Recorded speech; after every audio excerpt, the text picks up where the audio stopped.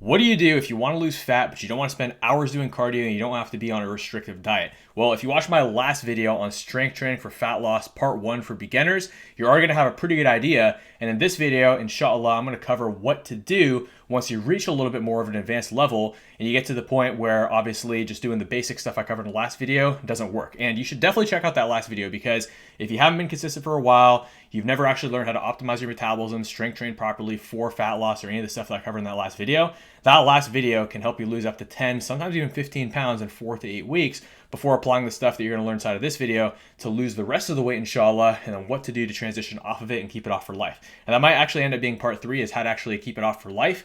But inshallah, in this video, I want to go into more advanced topics, which I've actually created a slideshow for you as well. So let's dive into that. And we're going to dive into strength training for fat loss, part 2. We're going to talk about progressive overload, so how to do a weekly progression and how to cycle your intensity and everything on a monthly basis. We're also going to talk, inshallah, about how to use cardio, when and how to use cardio, and how to tighten up the diet. So hope you're excited for this one. Like I said in the previous video, this is a more technical video, and I know that some of you guys like the technical stuff, some of you guys don't, but don't worry, I'm going to weave in some storytelling to make it nice and engaging for you guys as well. So let's dive in. So again, like I said before, if you're a beginner, I would recommend that you check out part 1 first, okay? But just to kind of recap some of the basics that I covered inside of part 1, if you're currently a beginner and you're watching this right now, what I want you to focus on first is getting in your protein consumption and food quality per the specifications in my previous videos on this. So the part 1 of the strength training guide, as well as the food quality video on how to eat your favorite traditional foods and still lose weight. And if you do that on the diet side of things, you will get results, inshallah. And then from there, I also want you to fix your posture, your form, and your mind-muscle connection. Get that down as covered in the previous video so that inshallah, you can get results as well. And those two things alone are going to tap out all of the quote-unquote newbie gains, all the initial results you need to get. And then once you plateau on that, or once you have momentum and you're inspired to start making some more changes, because this is all basic lifestyle stuff that's super easy to fit into your lifestyle. It's really easy to build these habits. But once you have momentum and you're motivated to take things to the next level and take it a little bit more seriously, that's where phase 2 comes in. So that was the Moo method phase 1 in month 2 or 3 when you kind of start seeing slower progress off that, but you have momentum and you're hungry for more gains and more progress and more fat loss and you want to start actually, again, taking it to the next level. That's when this part 2 becomes more applicable to you. So the first thing I want to talk about is progressive overload. Now, you've probably heard of progressive overload before, and this is a common topic and a very popular topic within, the strength training industry and sort of knowledge base that you'll find online. And so I want to go into some specifics on how I use progressive overload, but the way I do it isn't the only way to make it work. It's just the best way I found works for me as well as the typical clients I work with, which are busy working professionals, business owners, people like you who might be struggling with some of the same time management stuff and you don't necessarily want to train for 3 hours a day. And there's some days where you feel a little bit tired and so you need kind of auto regulation, what to do on the days where you feel tired to still make progress, etc., right? So these are all problems I've solved for myself and I've solved for many others, okay? So progressive overload, the whole idea of progressive overload is the idea that you need to increase either the weight, the reps, or the volume in order to keep your body adapting and seeing progress in the form of muscle growth and or fat loss, okay? But the thing is, in order to do progressive overload properly, you need to have your form down, you need to have your posture down, and you need to have your mind-muscle connection down, and this typically takes about 4 to 8 weeks depending on your starting point. And the good news, though, is just by focusing on those basics, it's a lot easier and you can tap out a lot of fast newbie results from just those first things. That's typically what I do for the first 4 to 6, sometimes 8 weeks with the client, is focus on these basics and the basics of diet, which I covered in the previous video, so that they can get momentum, so that they have that motivation to then get a little bit more serious about it when I start tightening things up in month 2, 3, 4, and beyond.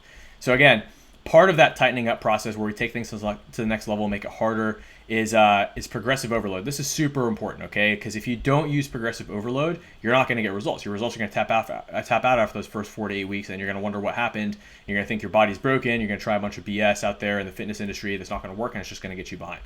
So there's a couple different ways, and this is just on the training side. We're going to talk about the nutrition side later in this video as well, inshallah. But when it comes to the training side, the lifting side, there's a couple programs that do progressive overload, like the popular 5x5 program, the 5-3-1 program. And those are great, and those worked really well for me in high school. But the thing is, in high school, all I had to do was study, sleep, eat, train. I had all these youthful raging hormones, and it was super easy to make gains. But now that I'm a little bit older and I work a lot of hours, like I typically work 6 days a week, up to 12-hour days. I don't work 72 hours a week, although there are some weeks I work 72 hours, but I probably work at least 60. And so if I'm working at least 60 hours a week, it's not very practical for me to be in the gym for 3 hours a day like I was in high school and college.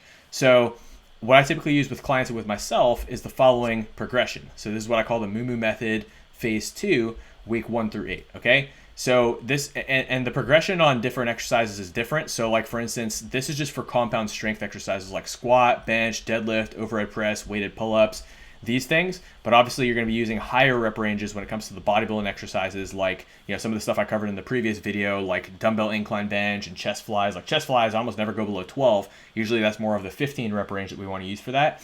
Versus on these, we're rarely going to use a 15 rep range for these lifts until you get really strong and you're more advanced and you need to find ways to make more out of lighter weight. Like for instance, I don't really like to go above 2 plates on bench, even though I can do 3 plates on each side, because again, if I do 3 plates, my joints are kind of thrashed. It's just a lot of stress on my central nervous system. So now that I'm really advanced, that's when I'll use like higher reps, like, you know, sets of 15, 20, 25 with 2 plates on bench. But for the most part, when you're building up to that level where you're able to do 2 plates for reps, you're probably going to be using a lot of these strength progressions that I'm talking about here for squat, bench, overhead press, deadlifts, weighted pull-ups, etc.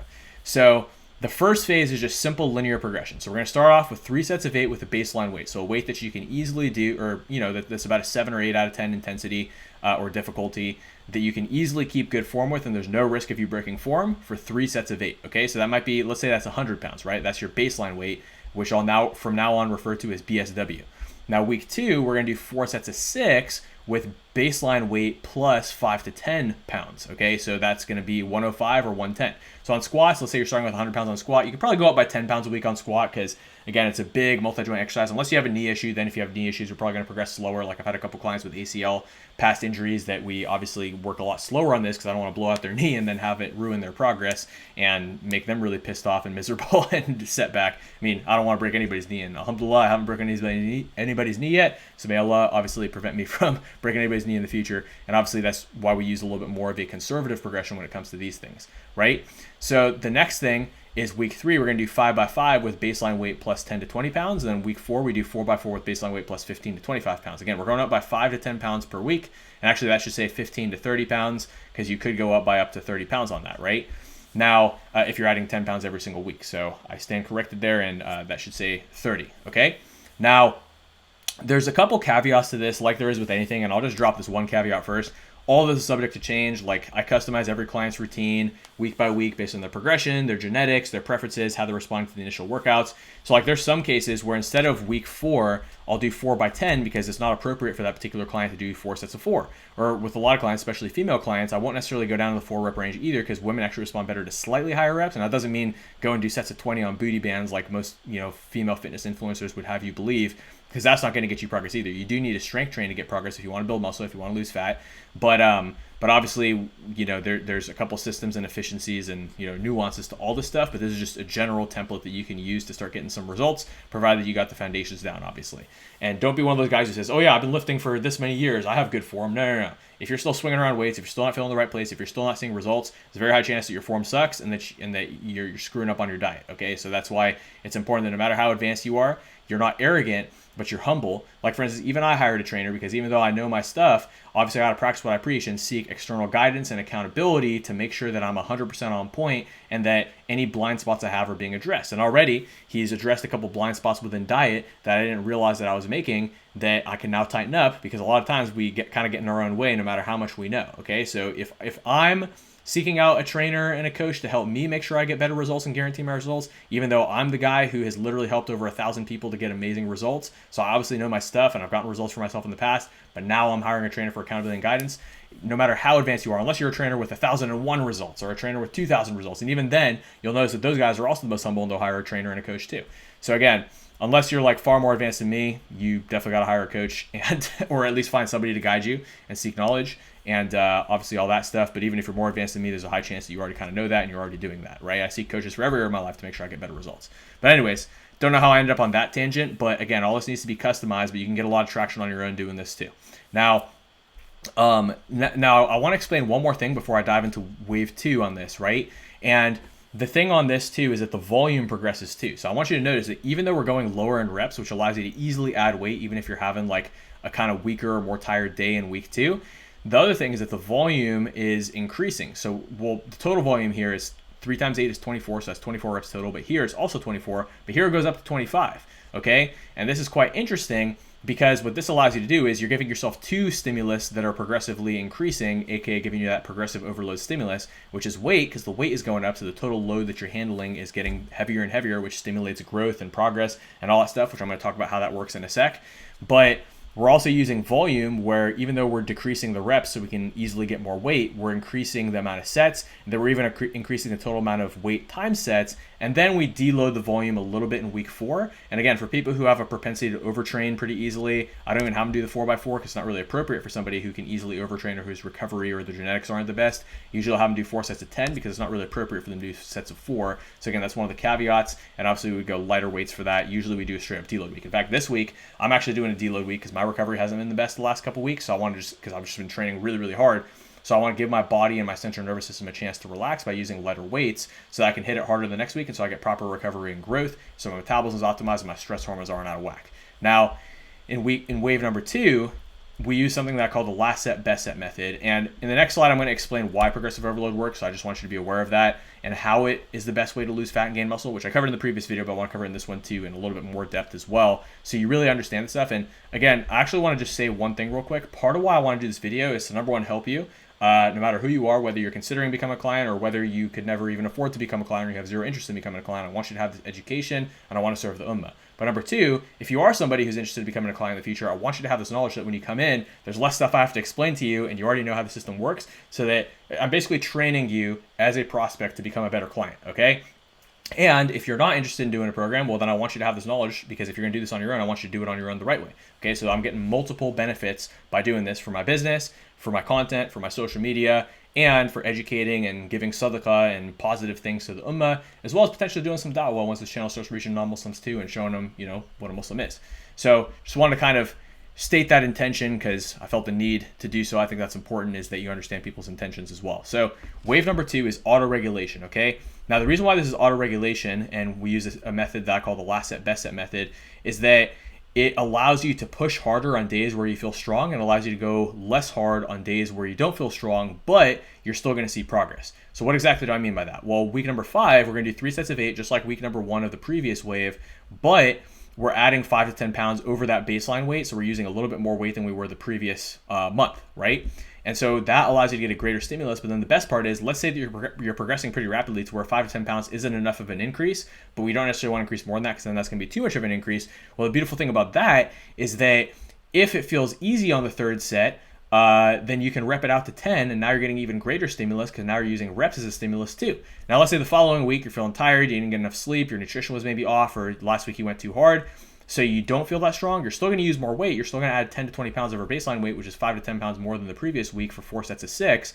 But if you don't feel strong, you just got to do 4 sets of 6. But let's say you feel really strong in week number 6 as well, then you could rep it out for as many as 8 if it feels light and easy that day, provided you're able to maintain good form, which is always the foundation for any of this progressive overload stuff, is that form stays consistent and form stays good. Okay? Now, week number 7, we're going to do 5 sets of 5 with baseline weight plus 15 to 25 pounds. And again, we're going to rep out the last set for about 6 to 7 reps if it feels light and easy that day. And you could rep it out for more than that. It's just there's a high risk of you compromising form. And if you're able to do like more than 2 reps over the prescribed weight, we might need to just go higher in prescribed weight and make a faster jump, which again is a customization that I can make for you if you're a client or whatever, just to help you make sure that you get these results, right? And we're optimizing your program. Now, week 8 is 4 sets of 4 with baseline weight plus 20 to 30 pounds. Again, actually the previous one should be 15 to 30 pounds, and then this one should say 20 to 35 pounds, because again, we're adding 5 to 10 pounds every single week. I think the math on that is right. Yeah, because if you were to add 10 pounds each week, it would be 10, 20, 30, so that should be 40, right? And if you're only adding 5 pounds per week, it's 5, 10, 15, 20. So I kind of messed up on those 2 numbers there, but now you know when I was writing these slides, but these are the actual numbers. Cool. So just a quick little tangent here. I want to go into why progressive overload, right? So and here's where we're going to get to the stories. I promise you guys the stories make it more engaging. So we've all seen that person who's in the gym every single day, super consistent, mashallah, right? But every single year they look the same, and they might even look worse year over year if their diet's really off point. But let's say their diet is decently on point, they're pretty disciplined with their diet, or so it seems, right? And they're lifting every single day, but they're not seeing progress. It's because they're not using progressive overload. Because if you go to the gym and you lift the same weight for the same amount of reps every single time, and you have this routine, you never push yourself to do more reps, to do more sets, or to do more weight, your body has zero reason to adapt and grow and change, even if your nutrition is on point. And chances are, if you're having that kind of oversight, you're probably having an oversight with your diet too. So there's a high chance that you're also screwing up on your diet. And maybe you're eating more calories than you think because you're not tracking properly because you're being too loose with this stuff.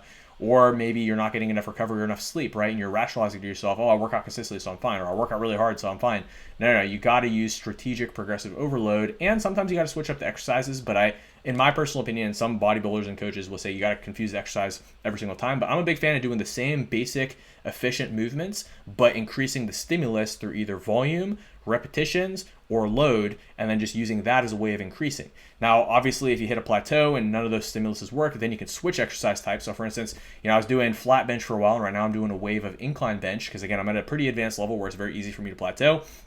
So it's a little bit more need for changes, but even so, I'm not just doing incline bench one week, flat bench the next week, some random other chest exercise the next week. No, I'm being very specific and methodical where I'm doing a 4-week wave of barbell incline bench to get a strength progression on that to drive progress, especially since I'm a little bit deconditioned to that movement because I've been doing flat bench and I haven't done that movement in a while. So I can kind of get newbie-like gains on that to some degree and therefore still see fast progress even at advanced levels.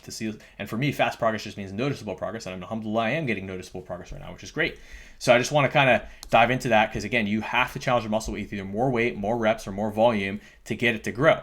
When the muscle grows, it demands more calories, which enhances your nutrient partitioning and implicitly results in fat loss, okay? So what that means is nutrient partitioning. If your muscle is demanding more calories and you eat the same amount of calories, more of those calories are going to go to fat, to muscle for that growth and recovery, which means less of those calories are going to fat because more of them are going to muscle. And if less of those calories are going to fat, that means that your body can let go of some of the fat that it's holding, and you can also eat more food, which is going to stimulate your metabolism further and then allow you to speed up your metabolism further and lose even more fat. We're going to talk about how that stuff works and how that relates to a calorie deficit and fat loss and weight loss and all that stuff in a sec after we finish talking about the strength training stuff. But I just want to finish off on the strength training stuff, and I want you guys to understand why progressive overload and muscle growth are important for fat loss and efficient weight loss, okay? And then the beautiful thing too is when we build muscle, even after we get that nutrient partitioning fat burning effect, we also get an additional effect where metabolic capacity is increased because we have more muscle on our body, and the more muscle we have on our frame, on our body,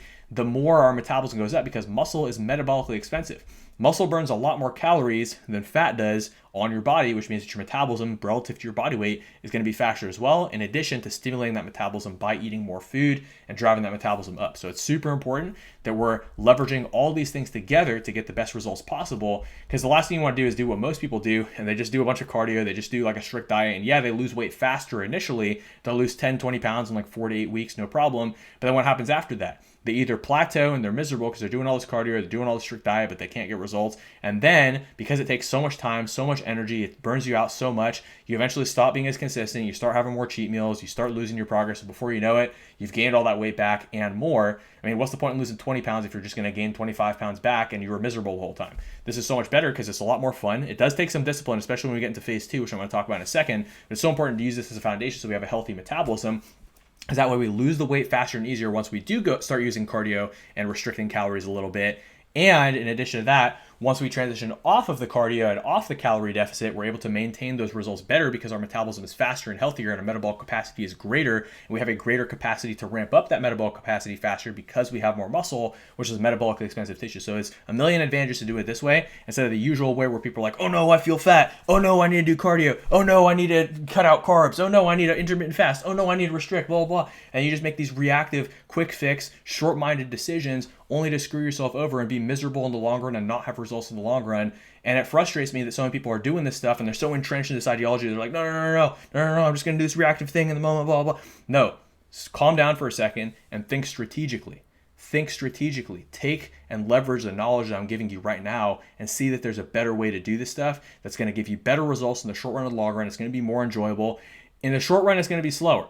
That's the one thing you need is just the patience, the sabr, to actually appreciate that patience and appreciate this process and appreciate the fact that it's scientific and strategic instead of just being a reactive, I don't want to call anybody an idiot, but it's kind of idiotic to do the same thing over and over again and expect a different result when the last few times you did that exact same thing, you just lost weight and gained it back and you were miserable and you never got the result. This is going to take longer in the short run, but in the long run, you're going to maintain your results, so it's 100% better. And actually, it makes things happen faster once we get into that, calorie deficit phase we're going to talk about in a second. But anyways, I just want to talk about that. Let's dive back into the slideshow. Had to give you guys a little bit of passion and emotion there and make this engaging, right? So again, we got to get the muscle to grow and drive up that metabolic capacity so we can get into a better deficit. And we're going to talk about exactly how to do a proper calorie deficit in a second, as you can see here in the slideshow. But I do want to just quickly talk about the second phase of strength training, because I know that's a topic of interest to a lot of you guys, and I know that you guys asked me a lot of questions on the last video on this stuff, right? So let's dive into it.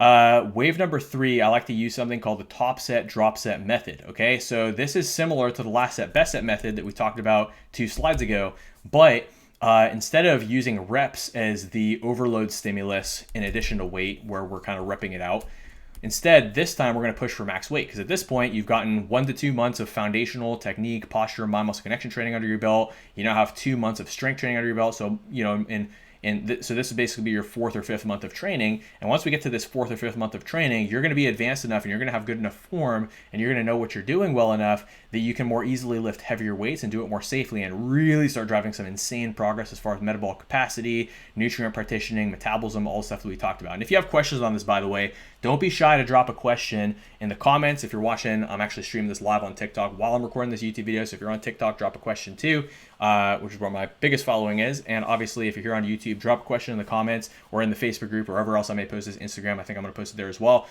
Drop a comment, because I want to make sure that if you spent this much time watching this thing, that you're going to actually get results and know what to do. I don't want you sitting there being lost like, oh, but I can't ask Munir a question for some reason. No, ask me a question, okay? So drop a question down below.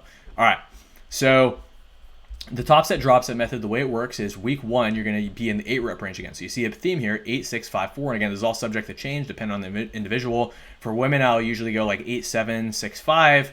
But for men, I like hitting that 4 rep range for people who have decent strength genetics. And then also, in addition to that, for people who don't necessarily have the best strength genetics, or maybe their body's more like, slow twitch muscles as opposed to fast twitch muscles, which is something we can assess as well. Again, I don't want to go into too much of that nuance because it's going to confuse you, but for the people who are a little bit more slow twitch, sometimes the 10 rep range could be more effective for that week 4 instead of the 4 rep range. But we still want to get that 8, 6, 5 or the 8, 7, 6 for women.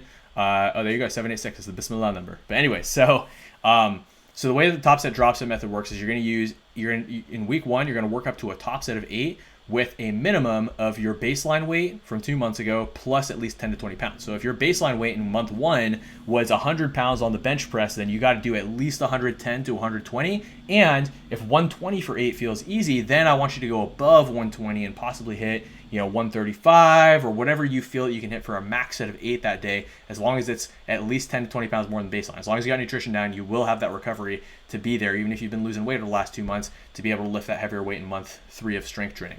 Now, after you hit that top set, instead of doing multiple sets at that weight, because if it's a true top set, you will not be able to do multiple sets at that weight. You're just going to multiply that weight by 75%. So let's say that your top weight that day was 200 pounds. Well, 0.75 times 200, aka 75% of 200 is 150. So you're going to do 3 more sets of 8 with 150, which is 75% of your top weight.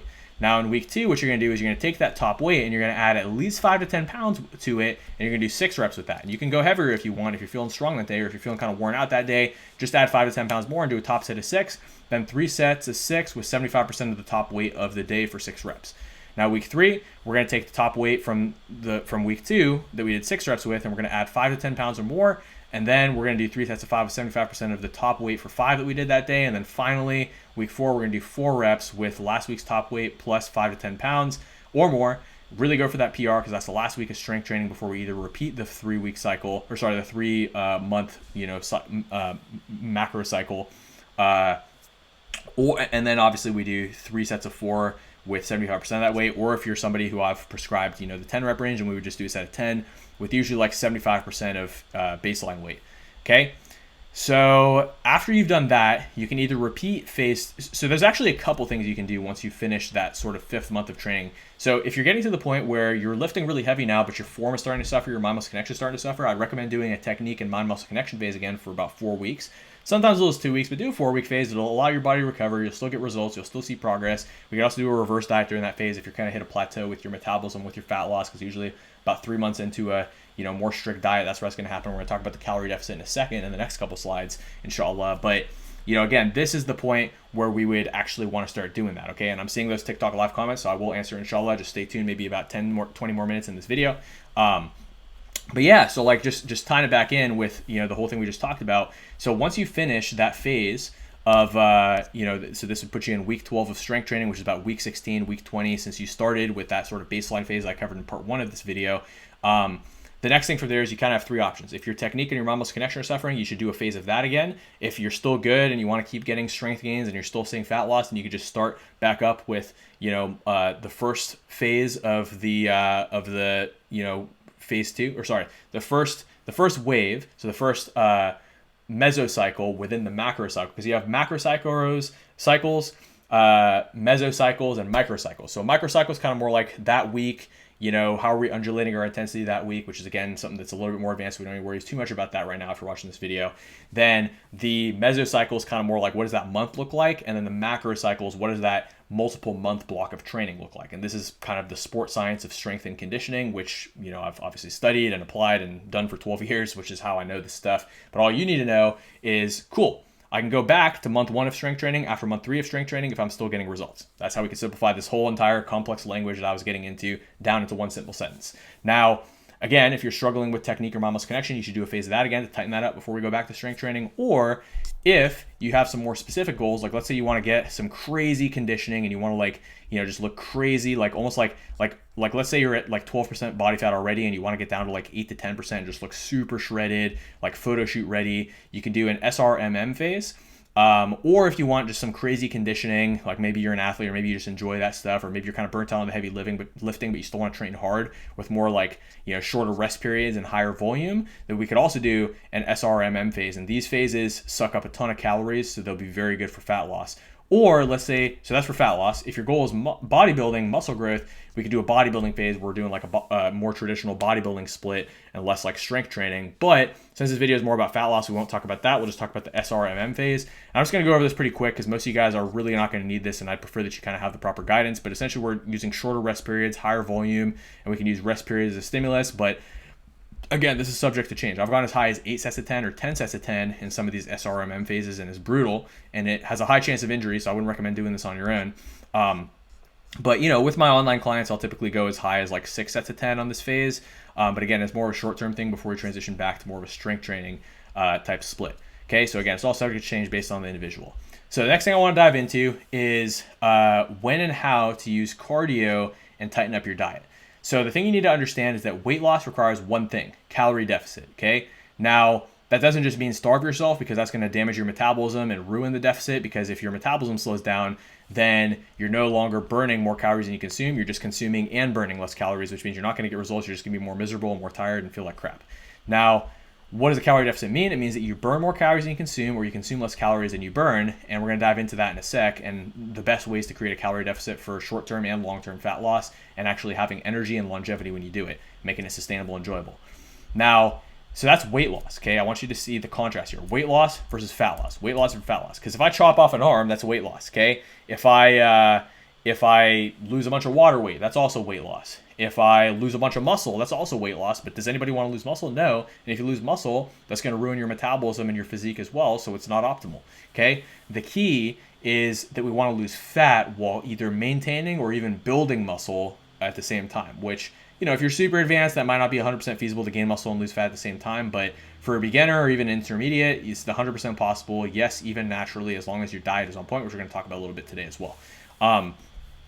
So fat loss requires 2 things. So weight loss requires one thing: calorie deficit. Fat loss requires 2 things: a calorie deficit and sufficient protein intake and sufficient muscular stimulation through resistance training, usually lifting. Now, when I say calorie deficit, again, that doesn't mean just eat like 200 calories a day or just don't eat, starve yourself, because then your metabolism is going to crash, okay?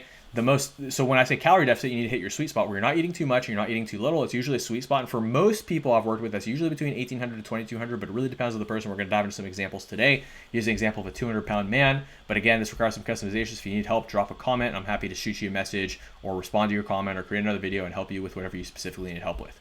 But anyways, so you might be asking yourself, what is the difference between burning more calories and consuming less calories? Well, burn more means we increase the amount of calories you burn, either by increasing your metabolism or by doing more cardio or by doing more volume, which we kind of talked about when we talked about the volume in the SRMM phase.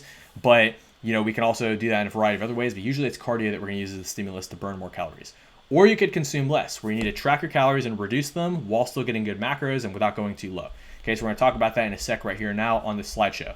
So again, like I said, calorie deficit in the first 4 to 8 weeks, we're able to lose fat just using nutrient partitioning and metabolic capacity alone, because we're strength training and we're adding more protein, we're improving food quality, and we're doing it in a time efficient way that is contoured to your lifestyle and super easy to implement and build new habits and get some momentum.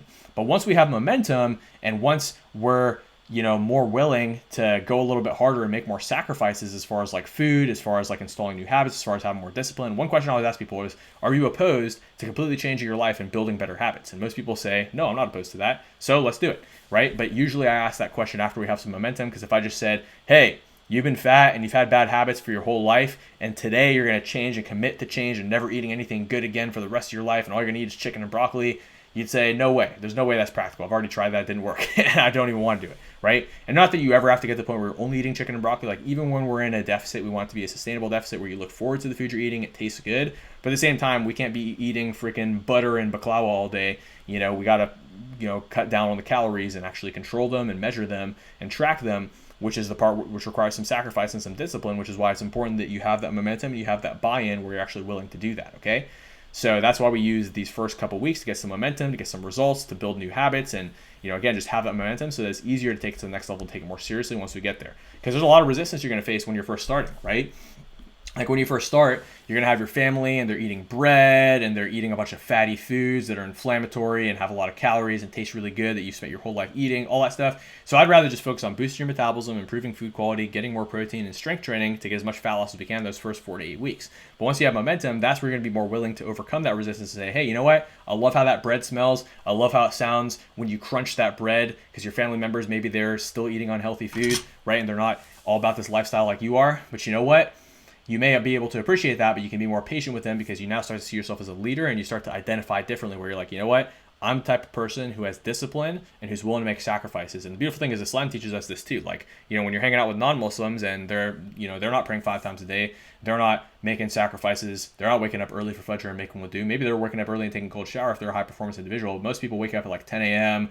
after a night of partying and they just, they're lazy in the morning and then they just kind of get through their work day and they, put a half effort and then they go party at night. And not everybody, obviously, but it's a lot of people who have terrible habits and they just eat whatever they feel like, right? So as you start to identify yourself differently and you say, hey, you know what? I'm a Muslim and I'm driven and I'm taking action and I'm serious about my fitness goals and my health and my longevity and my quality of life and my quality of and my deen, my way of life, my commitment to Islam. When you start to see yourself differently, then you start to have more capacity to take your life more seriously and take greater action and be more committed and make more sacrifices, be more disciplined. So once you reach that point, that's when we start being able to push and focus more on getting results, even if we have to make some sacrifices to our lifestyle and install some new habits that are more difficult.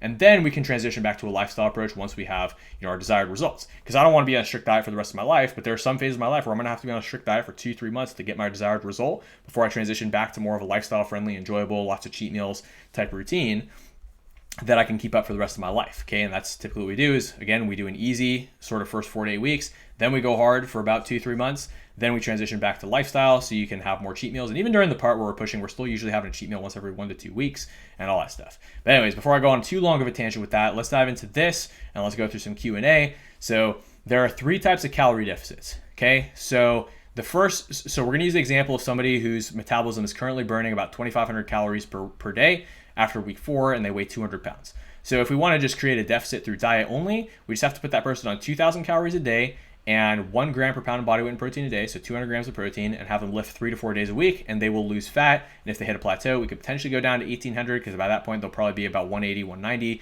We usually don't want to go below 10 times body weight in calories per day, except in some cases, which again is another nuance that just depends on the person, which again requires some customization beyond just a more general video, right? So the second way that we create a deficit is with diet and cardio. So we're eating 2,200 calories a day and 1 gram per pound of body weight in protein per day. And we're lifting 3 to 4 days a week, and we're doing 200 calories of cardio per day. Or even we could do those calories of cardio 5 days a week. I mean, we're still creating a weekly deficit, or you can even do like 300 calories, 4 days a week, whatever the net total is, but we're creating a deficit that way. And if we hit a plateau, we can keep eating 2,200 and just increase the amount of cardio. And this is an approach I like because it keeps your body in an abundance of calories, so it's less likely to slow your metabolism down than if you were to go on low calories. So this is the typical approach that I like to use. However, this year, I'm actually going to try doing a non-cardio approach because cardio takes a lot of time, and I would rather use more of a diet approach than a cardio approach and see how that works for me. And then maybe use cardio later down the road, like in May when I start doing like contest prep. But right now it's February. I'm just doing my 2 months of Ramadan prep. Then I'm going to keep cutting through Ramadan when I'm focusing on Islam. Then after Ramadan, I'm going to focus back on contest prep. And inshallah, do a physique show in like June or July where I'll be down to like, 6% body fat, inshallah, which I'm really excited about because the lowest I've ever been is 7%. So it'd be cool to get leaner than I was when I was 22, inshallah, and then compete because I've always had the muscle abilities for it, but all that stuff. But anyways, so then the third way of creating a deficit is cardio only. Now the thing is, some people are like, oh yeah, I'll just do a ton of cardio and then I don't have to track my calories. Now the sad thing is you still have to track your calories. I know tracking your calories is a pain, but during the first month, I'm not gonna make you track your calories at all, but it's in month 2, 3, and 4, that's when we start really tracking the calories to make sure we're guaranteeing your results. And then after we hit your desired results, that's where we'll start doing like a day or two of intuitive eating where you don't have to track and you get used to not tracking while keeping your results. And then we start adding in more cheat meals and we slowly baby step you off that strict diet so that you don't end up gaining the weight back and we end up just doing another reverse diet metabolic boost phase. And then you can either go back into a deficit if you want to get leaner, or you can just maintain that for the rest of your life if you already have lost the weight that you want to lose and you just want to keep it off for life with ease. So that's the beauty of doing it this way as opposed to the way that most people do where they just burn out on cardio and diet and then they wonder why they have the same failure year after year, for a decade in a row, and they're always talking about it, but they're never actually achieving it. No, don't let that be you. Let's get you to your full potential and let's help you keep it for life with ease as long as you're willing to push for that couple months where we need to really push and be disciplined and, make some sacrifices and all that stuff, which is going to build your character anyways. And the more character you have, the more discipline you have, the better it's going to serve you as a Muslim in Islam as well. The more it's going to serve you in your career, in your business, in every area of your life. So that's why this stuff's important. That's why fitness isn't just about fitness or about the body or about the physical or about vanity. It's about your life. It's about your mindset. It's about who you are as a person and as a Muslim and being the best version of yourself. That's what I love about this stuff, and that's what getting fit and being a fitness guy for the last 12 years has done for me. That has helped me in my business, in my relationships, in Islam, just in every single way. Okay, even when I wasn't religious, astaghfirullah, it prevented me from like getting drawn into alcohol and all that bad stuff because I was committed to my fitness goals. And alhamdulillah, now I stay away from that stuff because I'm committed to Islam and my fitness goals, right? So it's always a net positive thing. All right. So anyways, alhamdulillah. Now the cardio only approach, you eat 2,500 calories a day and 1 gram per pound of body weight in protein a day. So that's if you have a huge appetite and being on 2,000 or even 2,200 is going to be too low for you. And you lift 3 to 4 days a week still. So we're maintaining muscle, maintaining metabolism. We're doing 500 calories of cardio per day. So I don't really like the diet only approach, even though I'm going to use it this year because, I can't really spend the extra time on cardio. Although I might end up doing cardio. I'll talk to my coach and see what we can potentially do. And then cardio, I don't like the cardio only approach because that's just going to take so much time to do 500 calories of cardio a day. You might as well just be more disciplined with your diet. Okay, so I like this middle approach, right? And that's an Islamic principle too. Always take the middle way, right? But anyways, and then the one little caveat I want to add is when you do your cardio, what's more important is that you're doing it consistently. But usually I like to do it right after my workout. But between lifting and doing cardio, I always do a protein shake after I lift and before cardio, so my body's able to get that recovery when the muscle's still pumped, and I don't just end up burning away that pump by doing cardio and then having bad or messing up my recovery.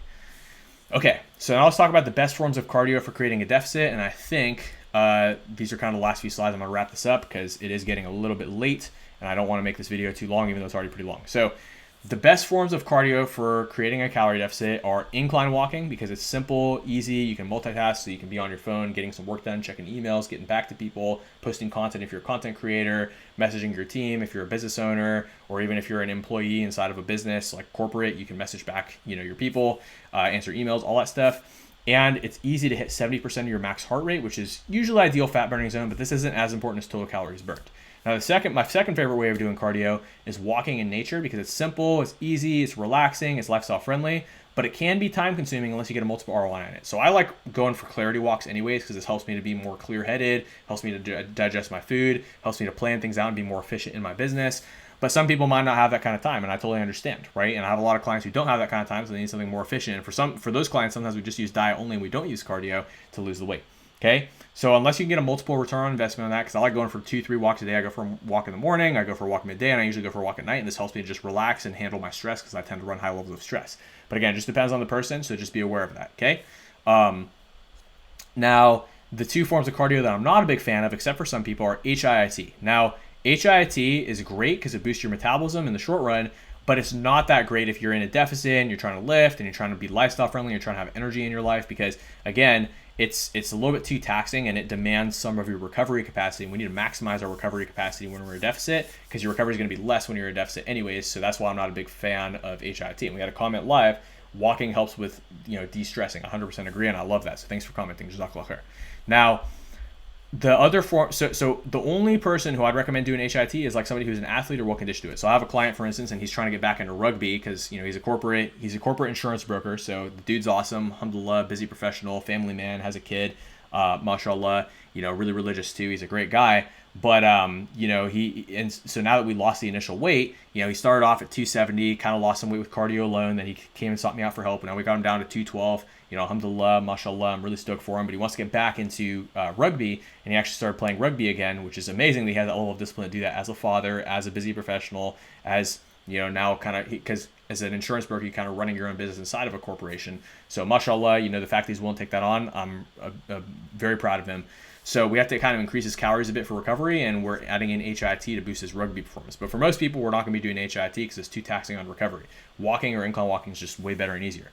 The other forms of cardio that I don't recommend unless you're well conditioned to it, then it's actually even better than incline walking and walking, would be Stairmaster, rowing, running, swimming, etc. Now, these forms of cardio are really, really good, again, if you're used to them. So I have a client, for instance, he's an African Muslim, mashallah, and he has been running track for a very, very long time since he was a kid. So for him, it's very, very easy for him to just start using running as cardio, and he enjoys it. It's not too taxing for him because his body's just conditioned to it and is used to it from doing it for many years when he was a track athlete before he got a busy job as a sales professional, and now he's gotten a little bit overweight, right? So now we're helping him lose the weight, but now that we've done that first 6 weeks of metabolic rebuild, we can easily add in cardio. He's stoked on it. He messaged me today, told me he loves it. So alhamdulillah, it's working well for him. But for your average desk jockey, if you're sitting in front of a desk, if you're like me, I'm a desk jockey, even though I'm an online trainer and I'm fit, mashallah, alhamdulillah, end of the day, I'm still a desk jockey. I sit in front of a desk up to 12 hours a day. I was on the computer for over 12 hours yesterday on a Sunday working. So if you're like me, that stuff's just going to be too taxing on your recovery because you're not well conditioned to it.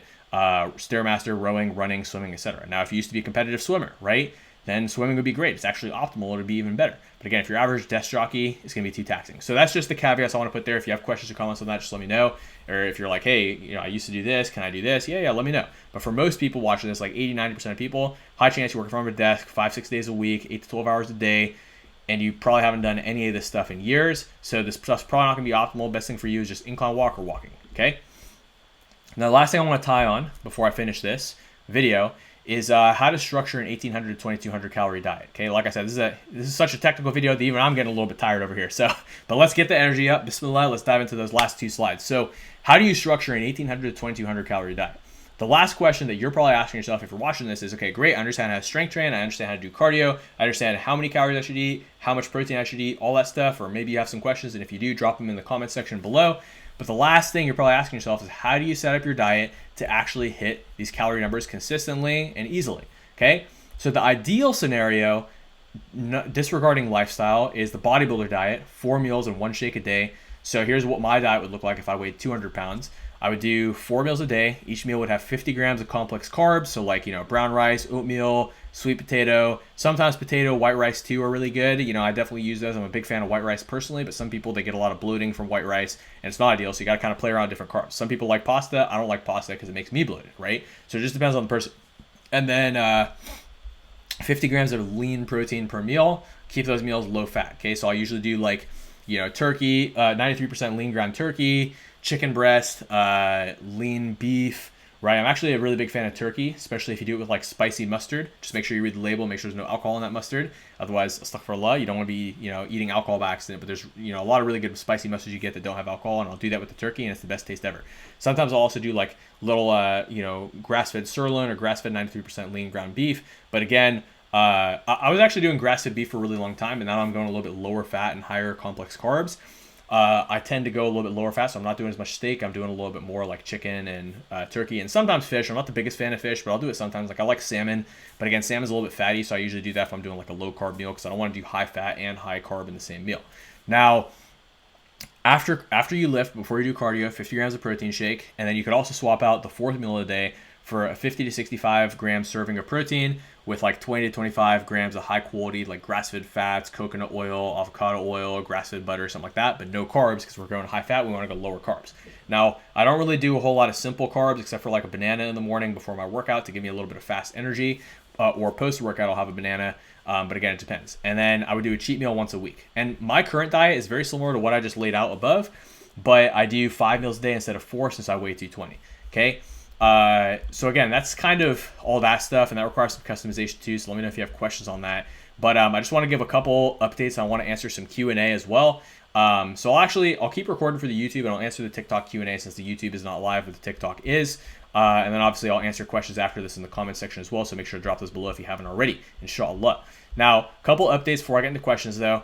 So the Ramadan webinar, I was actually planning on doing it last week, but the business, alhamdulillah, has really been blowing up. So I've just kind of been struggling with time management. So I actually switched things up. So I sacrificed 2 of my content days and content blocks where I'm now just focusing more on like client results, client programming, technique reviews, accountability, all the stuff I need to do for clients every single week. So I'm making a little bit of sacrifice as far as content volume to make sure that the current clients we're getting are obviously getting better results, because alhamdulillah, between January with, most of my following from my old, general fitness page, a lot of people have signed up, alhamdulillah, but then also as my TikTok has really blown up, I've had a lot of Muslim clients coming in, so I've been a little bit overbooked. So again, I've had to sacrifice how much content I'm putting out temporarily, but alhamdulillah, the fact that I'm making more money now has allowed me to hire more staff members. So I just hired a virtual assistant who's going to be helping me a lot with getting back to you guys faster, which you've probably seen in my Facebook group if you're not already part of that. If you're not part of my Facebook group already, I'll attach a link below. You might be watching this Facebook group. If you're watching this on YouTube, I'll attach a link below. And if you're on TikTok, just pop over my bio and click the link, join the Facebook group real quick, answer the questions, and then come back to this live. But basically, so the Ramadan webinar is taking me a little bit longer than I thought it would. So I'm definitely going to have it out by the end of this month. So you at least have 4 weeks in March to prepare for Ramadan properly. And that's what I'm going to kind of gear it towards, is like how to prepare for in the couple weeks before Ramadan, how to eat and train during Ramadan while focusing on Islam, but still getting fitness results, and then what to do after Ramadan to get your metabolism back up after the month of Ramadan, and then maintain your results and keep getting results after Ramadan too. Now, but it's probably gonna be like a 3-hour video, so get ready for it. And I'm also gonna live stream it in my Facebook group, inshallah, in addition to recording it in HD for YouTube and posting it here. So if you want to ask questions live, again, I'll attach the link to the Facebook group below, and obviously if you're on TikTok, just click over my bio, join the Facebook group real quick, free Facebook group, and then come back. Now also, when you join the free Facebook group, inshallah, if you want to ask me and my team any questions, my team will open up a chat with you so you can ask them and get some consulting, get some answers, get some more details on the program if you're also interested in that, and just get some more help with your fitness goals and customizing this to you.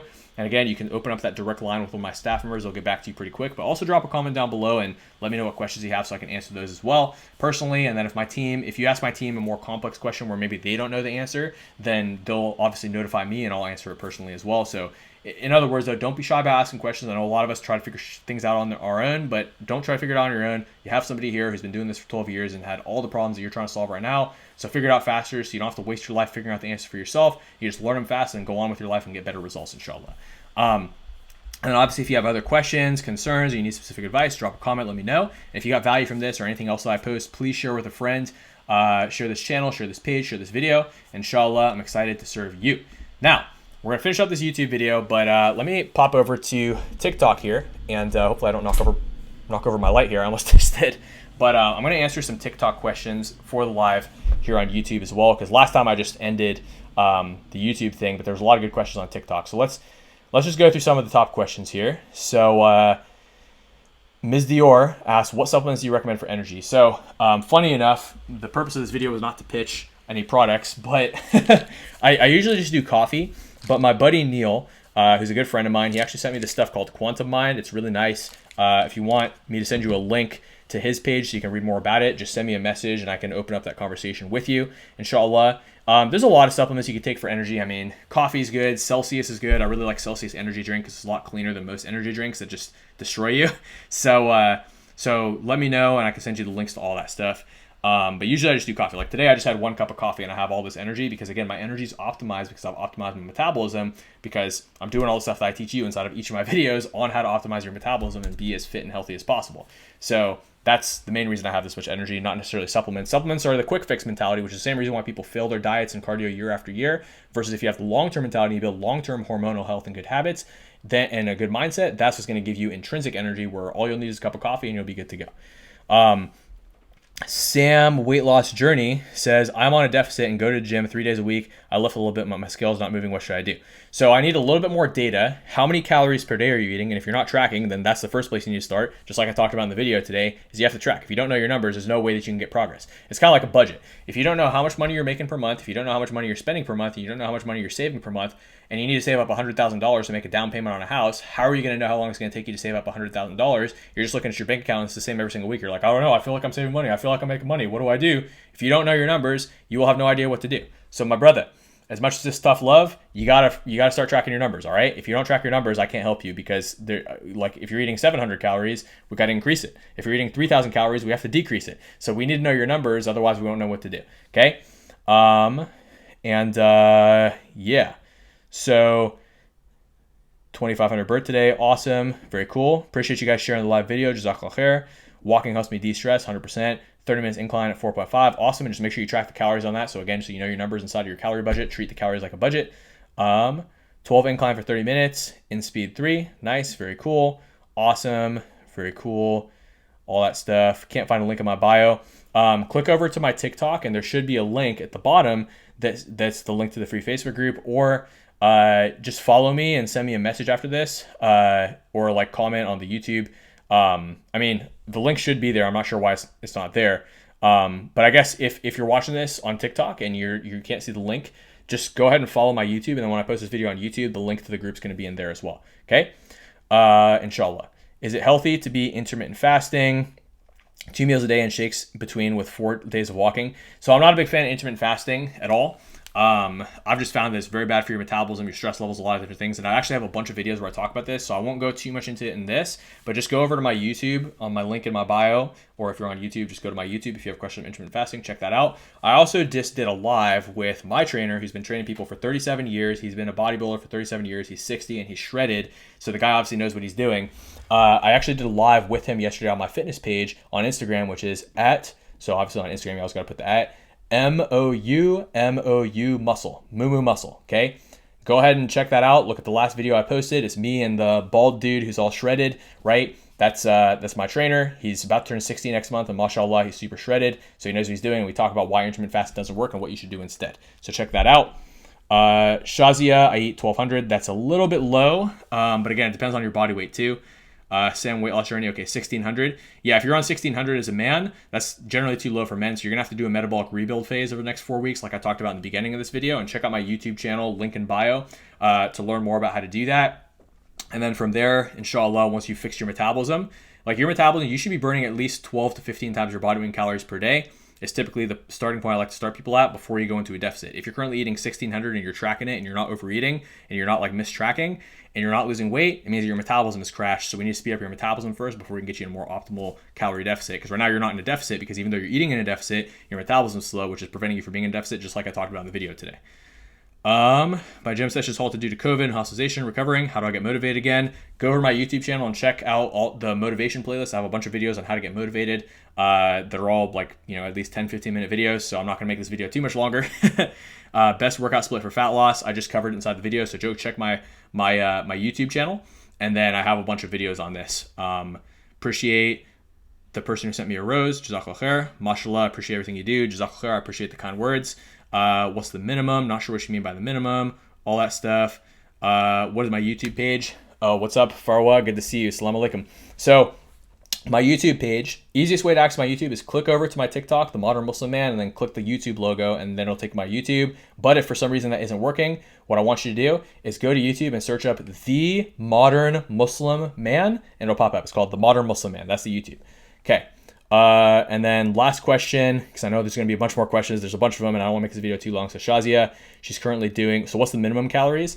So again, if you're going below 9 to 10 times your body weight in calories per day and you're not losing weight, there's a high chance, there's actually almost 100% chance your metabolism's crashing slow. So again, you also need to do a metabolic rebuild phase to speed up your metabolism so that you're burning at least 12 to 15 times your body weight in calories per day. Again, there's caveats to this. Like if you're 400 pounds, that doesn't mean you have to eat 4,800 calories a day.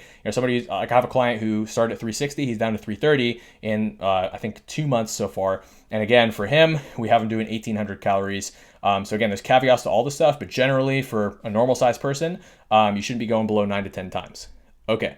Perfect. Okay. Oh, so Sam, weight loss journey. Okay. In that case, if you're doing 1600, that's fairly reasonable. I mean, I still prefer to have women. I've had some women lose weight on like 1200, 1600, but usually I prefer to go higher, like 1800. But again, it just depends. So just go ahead and go join my Facebook group, and then my team will send you a message when you join the Facebook group to welcome you to the group, and then just ask them the questions there, and they can either help you with your specific questions, or if you ask a question that's a little too advanced for them, they'll ask me and I can answer your question more personally there without making this video too long. So anyways, Jazakallah khair. I'm going to end the YouTube, and I'll answer a couple more questions here because it's YouTube. I don't want to make it more than an hour long. So I hope that you benefited from this whole video, as well as from some of the Q&A I did off TikTok there. If you have additional questions, please comment them down below. I'm happy to answer questions. I just got to wrap this up, which I'm kind of in a rush right now because it's kind of late and this video is kind of long. But just because I'm in a rush doesn't mean that I'm not happy to answer questions. I love questions. They're great content ideas. It helps me help you. So please ask questions. Nothing frustrates me more than when people don't ask questions when they should ask questions. So please ask questions. I'm about to answer all their questions on TikTok. Inshallah, I look forward to answering yours as well. Make sure to join the free Facebook group so you can be on the live stream for the Ramadan webinar. And if you're watching this, obviously, in the Facebook group, comment down below. Let me know what you learned. And let me know if you need additional help. And inshallah, I'll see you guys in the next video.